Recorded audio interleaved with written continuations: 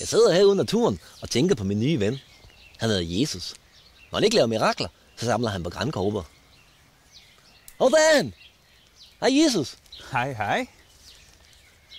Så røven i skovbunden, den kribler til dig. Jo, tak. Hvorfor samler du på grankogler? Ja, men dem skal jeg jo dele ud til syge børn. Nå, hvorfor det? Som trøst. Nå ja, det er jo grankogler. Er din mor stadigvæk jomfru? Ja, det vil jeg tro. Dingelingeling! Ja, hallo, det er Mads Nørgaard fra Spørg med alt. Ja? Ja? Ja, der var nogle børn, der spurgte, hvad er en jomfru? Ja, det er en dame, der ikke spiser frikadeller.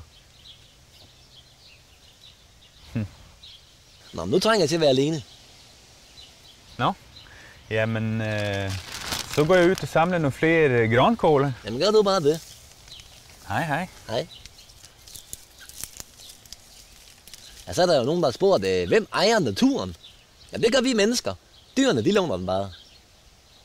Hov, der er en grankogle. Her. Au!